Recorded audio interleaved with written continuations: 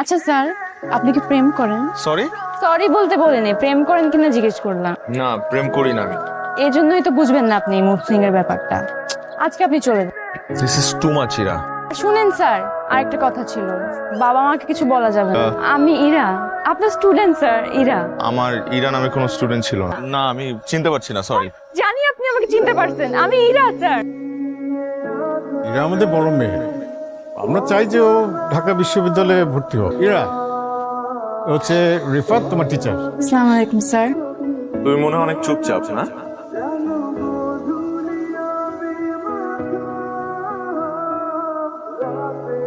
আকবর, আসলে বিস্কিট দাও না কেন?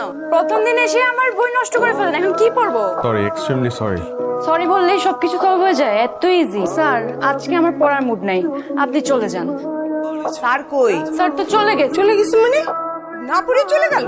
আমি তো পড়তেই বসলাম, পড়তে বসে দেখি স্যারের হাত পা কাঁপতেছে। আমার মনে হয় স্যার একটু নার্ভাস। তুমি বাবাকে বলো স্যারকে বাদ দিয়ে দিতে।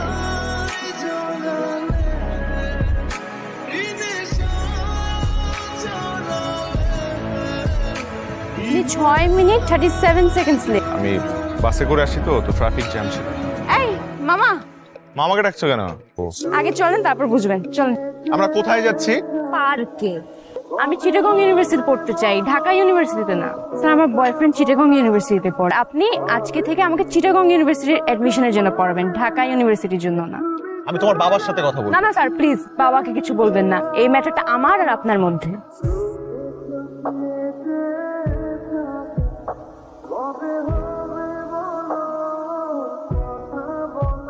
আমার মেয়েকে নিয়ে পার্কে পড়াইতে যায়। পার্কে গিয়ে আমার মেয়েকে প্রেম নিবেদন করছে। এই পুলিশে ফোন করো, পুলিশে ফোন করে ওকে ধরে। তুমি তো একদম ছোট লোকের বাচ্চা কোথাকার। তোমার কি ধান্দা ছিল যে এই ফ্যামিলিতে ঢুকে নিজের স্ট্যাটাসটাকে ড্রপ করবা? যাও গেট লস্ট। শোনো, তোমার এখন পড়াশোনা করার বয়স, প্রেম করার বয়স না। স্যার, জেনজিরা পড়াশোনা আর প্রেম দুটো একসাথেই মেনটেন করতে পারে। কার কাছে যাবেন? আমি রিফাত স্যারের কাছে যাব। ম্যাডাম, তার পারমিশন ছাড়া তো আমি আপনাকে যেতে দিতে পারি না। কি সমস্যা আপনার? সমস্যা কি আপনার? আমাকে ফলো করতে করতে আমার অফিস পর্যন্ত চলে আসছেন। স্যার, আমি ইরা। আমি জানি আপনি এরা আমার স্টুডেন্ট ছিলেন, তাই তো? আগেও একবার আমার ক্ষতি করার চেষ্টা করেছিলেন, এখনো আবার ক্ষতি করার চেষ্টা করছেন। ওয়াই? আপনার ফ্যামিলিকে বলেছেন যে আমি আপনাকে উল্টাপাল্টা অফার দিয়েছি, প্রেমের অফার দিয়েছি। প্লিজ এখানে আমাকে ডিস্টার্ব করবেন না। আমি কখনো আপনার সাথে আর দেখা করতে চাই না, কথা বলতে চাই না। প্লিজ দয়া করে আপনার এই চেহারাটা আমাকে কখনো আর দেখাবেন না, মনে থাকে যেন আপনার। তুই আর রিফাত নাকি পার্কে গেছিলি? কেন গেছিলি বল? স্যার আমাকে পার্কে নিয়ে গিয়ে প্রপোজ করেছিল। স্যার স্যার স্যার, আপনার একটা পার্সেল আছে। স্যার, কে দিল এটা? স্যার আপনার ওয়াইফ রেখে গেছে। আমার ওয়াইফ? জি স্যার।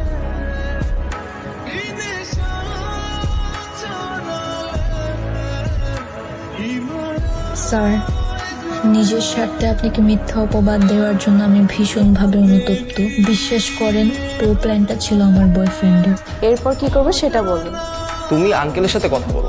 বাবা এক কথার মানুষ, আমার তো ভয় করছিল, দেখি কি হয়।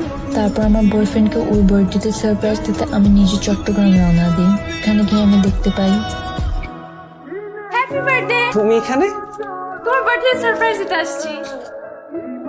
কি আসছে? তোমার এক্স। আমি তোর প্রেজেন্ট গার্লফ্রেন্ড। তুমি প্রেজেন্ট গার্লফ্রেন্ড হলে আমি কি? তুমি কি বুঝাবা? ইরা,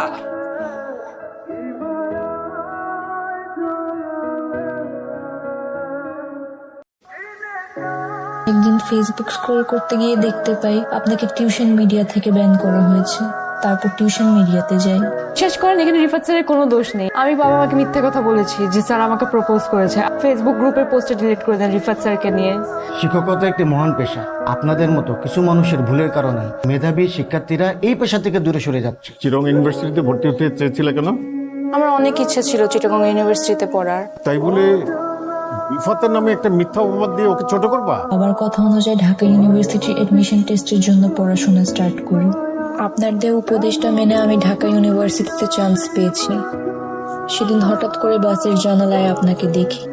এরপর থেকে ফলো করা শুরু করি।